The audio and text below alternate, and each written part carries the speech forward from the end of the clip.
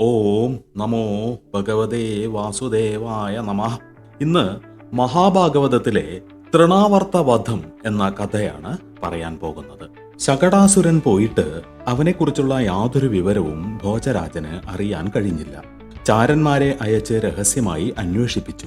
പൂതന മരിച്ചു വീണ നന്ദഗൃഹത്തിൽ അങ്ങനെയൊരു മഹാസുരൻ ചത്തുവീണതായി ആരും പറഞ്ഞു കേട്ടില്ല. പിന്നെ അവനെന്തു പറ്റി? കംസൻ തന്റെ ദുഷ്ടസേവകന്മാരുമായി ആലോചിച്ചു. തൃണാവർത്തൻ എന്ന ഒരു നിശാചരൻ അപ്പോൾ പറഞ്ഞു, മഹാരാജൻ, അവൻ പോയി. ചത്തോ ഇല്ലയോ എന്നൊന്നും നമുക്കിനി അന്വേഷിക്കേണ്ട കാര്യമില്ല. അടിയൻ പോയി സംഗതി സാധിച്ചു വരാം.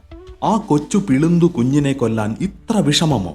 അത് പറയാൻ തന്നെ നമുക്ക് നാണക്കേടാണ്. തിരുമേനിയുടെ ഘാതകൻ എന്ന് പറഞ്ഞ കുഞ്ഞ് അമ്പാടിയിലാണുള്ളത്, സംശയമില്ല. മായയാൽ തന്റെ ശരീരം മറച്ച് അവൻ നന്ദഗോപ മന്ദിരത്തിലെത്തി.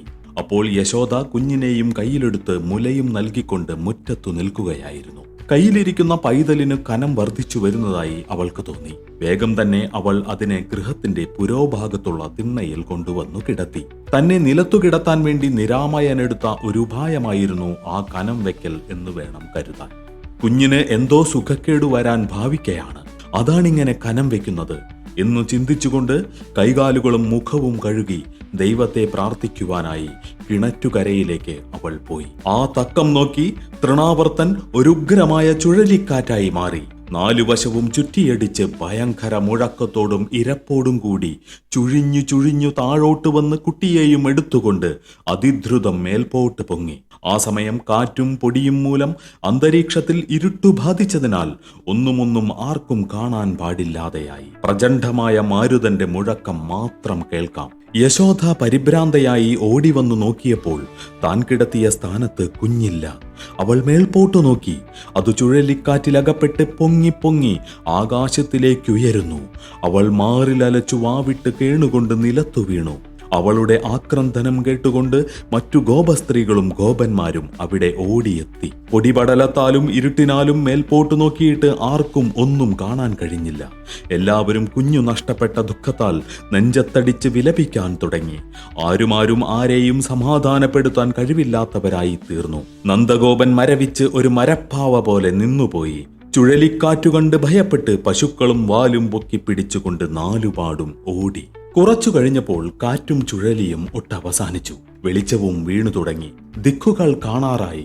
ഗോപാലന്മാർ മേൽപോട്ട് നോക്കിയപ്പോൾ ഉണ്ണിയെയും കൊണ്ട് ചുഴലി ഉയർന്നുയർന്ന് പോകുന്നത് കണ്ട് അവർ പൊട്ടി നിലവിളിച്ചു. ലോകനാഥനെയും പേരിക്കൊണ്ടുയർന്ന അസുരനാവട്ടെ ഇനി അവനെ ഭക്ഷിച്ചു കളയാമെന്ന് കരുതി പിന്നെയും കുറച്ചുകൂടി മേൽപോട്ടുയർന്നു. തത്സമയം അഖിലനാഥൻ തന്റെ കൊച്ചു ശരീരം ദുർബഹമായ ഭാരമുള്ളതാക്കി തീർത്തു. അസുരാധമന് അപ്പോൾ അത് പേറിക്കൊണ്ടുയരാൻ സാധ്യമല്ലാതായി. പിന്നെയും ആ കൊച്ചുകായത്തിന് കാഠിന്യവും ഭാരവും വർദ്ധിച്ചപ്പോൾ അസുരൻ ആകെ തളർന്നു പരവശനായി. തന്റെ ഗാത്രത്തിൽ ഗാഢമായി അള്ളിപ്പിടിച്ചിരിക്കുന്ന കുഞ്ഞിനെ തള്ളിമാറ്റാൻ തൃണാവർത്തൻ പല വിധത്തിലും ശ്രമിച്ചു. അപ്പോഴൊക്കെയും അംബുജനയനൻ തന്റെ പാണിദ്വയങ്ങൾ കൊണ്ട് കൂടുതൽ ശക്തിയോടെ ആ ദുഷ്ടന്റെ കഴുത്തിനു ചുറ്റും വട്ടം പിടിച്ച് അവനെ ഞെരിച്ചുകൊണ്ടിരുന്നു. പ്രാണവേദനയോടെ അവൻ വട്ടം കറങ്ങി വീർപ്പുമുട്ടി നേത്രങ്ങൾ തുറിച്ചു.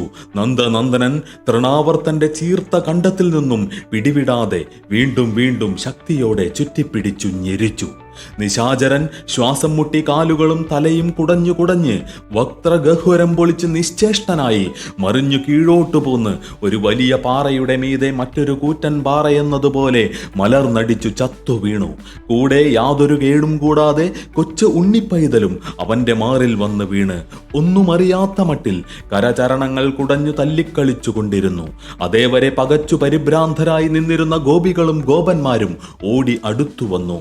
ചേറും ചോരയും പുരണ്ടിരുന്ന കുഞ്ഞിനെ ഗോപന്മാർ വാരിയെടുത്ത് ചുംബിച്ച് അർദ്ധപ്രജ്ഞയോടെ നിലത്തു കിടന്നിരുന്ന യശോദയുടെ അരികത്തു കൊണ്ടുചെന്നു കിടത്തി. കൈവിട്ടുപോയ നിധി തിരിച്ചു കിട്ടിയതുപോലെയുള്ള സന്തോഷത്തോടെ എന്തെന്തു വാത്സല്യ ചാബല്യങ്ങളാണ് ആ മാതാവ് അപ്പോൾ കാട്ടിയതെന്ന് പറയുവാൻ വയ്യ.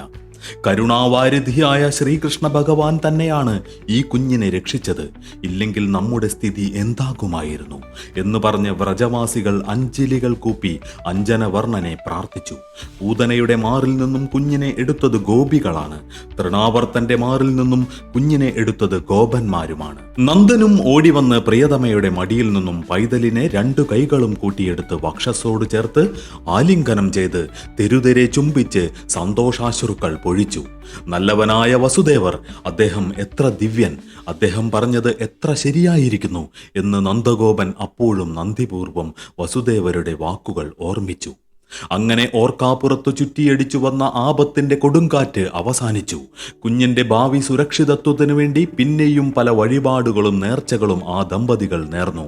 നന്ദന്റെ കയ്യിൽ നിന്നും നന്ദനനെ യശോദ വാങ്ങി മടിയിൽ കിടത്തി ഉറക്കാൻ തുടങ്ങി. കൂടെ കൂടെ കുഞ്ഞിന് ഉണ്ടായിക്കൊണ്ടിരിക്കുന്ന ആപത്തുകളെ ഓർത്ത് ആടലോടെ അവൾ അതിന്റെ കോമളാനനത്തിൽ ഉറ്റുനോക്കിക്കൊണ്ടിരുന്നു. അപ്പോൾ പിളുന്നു ചോരിവായി മലർ പൊളിച്ച് പൈതൽ ഒരു കോട്ടുവായിട്ടു. യശോദ യാദൃശ്ചികമായി ആ വക്ത്രത്തിലേക്ക് ഒന്നു നോക്കി. ശിവ ശിവ, അത്ഭുതം! സമസ്ത ലോകങ്ങളും ധാരാചക്രങ്ങളും മേരു തുടങ്ങിയ ഗിരികളും നാഗമന്ദാകിനി തുടങ്ങിയ നദികളും നീലാംബര പരപ്പും സൂര്യചന്ദ്രാദി പ്രഭാഗോളങ്ങളും അനന്തകോടി ജ്യോതിർഗണങ്ങളും ദ്വീപദ്വീപാന്തരങ്ങളും തുംഗതരംഗാവൃത സാഗരങ്ങളും ആ കുഞ്ഞുവായിൽ കണ്ട് ആ അങ്കനാമണി അന്തിച്ച് ഭയാത്ഭുത സംഭ്രമങ്ങളോടെ വിറച്ചുപോയി. അയ്യോ, എന്റെ കുഞ്ഞിന്റെ വായിൽ എന്തൊക്കെയാണ് കാണുന്നത്? ഇതു ബാധയുടെ ഉപദ്രവമാണ്. അയ്യോ, ഞാൻ എന്താണ് ചെയ്യേണ്ടത്? അതോ ഇവൻ എൻ്റെ മകനല്ലായിരിക്കുമോ? സാക്ഷാൽ ദൈവത്തിൻ്റെ കുഞ്ഞായിരിക്കുമോ? ഇങ്ങനെ നനച്ചുകൊണ്ട് അവൾ അക്ഷികളെ മുറുകെ അടച്ച് സർവന്തര്യാമിയായ സർവേശ്വരനെ മനസ്സിൽ ധ്യാനിച്ചു. അല്പം കഴിഞ്ഞ് അവൾ കണ്ണുകൾ തുറന്നപ്പോൾ അവിടെ ഒന്നുമില്ല. പൈതൽ വായടച്ച് പഴയപടി കിടന്നുറങ്ങുന്നു. ആ ചെഞ്ചൊടികളിൽ ഒരു മൃദുപുഞ്ചിരി തത്തിക്കളിക്കുന്നു. കണ്ട കാഴ്ചകളെല്ലാം മായാവൈഭവത്താൽ ആ മാനിനീമണി മറന്നു. തൻ്റെ ഓമന പൊന്നുമകൻ എന്നുള്ള സ്നേഹവാത്സല്യ മധുര ചിന്തകൾ അവളിൽ തഴച്ചു, മുലകളും ചുരത്തി. ആ സമയം നന്ദഗോപൻ തൃണാവർത്തന്റെ ജഡം സംസ്കരിക്കേണ്ട കാര്യത്തെക്കുറിച്ച് ഗോപന്മാരുമായി ആലോചിച്ചുകൊണ്ട് മുറ്റത്തു നിൽക്കുകയായിരുന്നു. ഈ കഴുവിടാങ്ങളൊക്കെ ചാകാൻ ഇങ്ങോട്ട് വന്നു കൂടുന്നല്ലോ എന്നു പറഞ്ഞു ഗോപന്മാർ ആ അസുരന്റെ ഭീമാകാര ശരീരം പൂതനയുടേതെന്ന പോലെ പല കഷണങ്ങളാക്കി വെട്ടിനുറുക്കി വളരെ അകലത്തിൽ കൊണ്ടുപോയി സംസ്കരിച്ചു.